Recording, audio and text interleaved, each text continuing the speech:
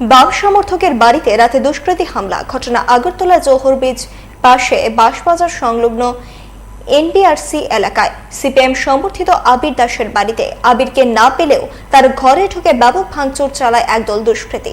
এমনকি তাকে হত্যার হুমকিও দিয়েছে তারা। ঘটনার জেরে ওই বাড়িতে ভাড়াটিয়া ছাত্ররা আতঙ্কিত হয়ে পড়ে।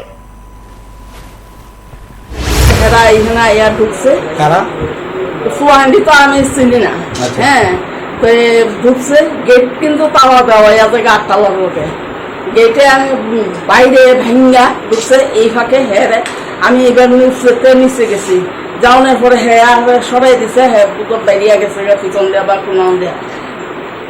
এই আয়া হ্যাঁ বলে খুন করে লাগবো, কিতা করবো, মদ বেছে কিতা বক্কর সক্কর কথা আর কি হইয়া হ্যাঁ ইয়ে করতে পাইছে। কার উপরে আক্রমণ করতে হয়েছে নাকি? আবির দাসের উপরে। কি মনে হইতেছে, কি কারণ? রাজনীতি আগে ছিল, সিপিএম করতে হবে এই কারণে আর কি। খবর পাইছি বেজাল হয়েছিল এই জায়গাতে, খবর পাই আমরা আসলাম। কি খবর পাইছেন? আমরা পাইছি 12 জন পাইছিল। আমার পরে মাছদুর করণের লেগে মনে হয় আছে বাড়ি করে 10 রাস্তা বাইক ভাঙিয়ে দিয়ে গেছে।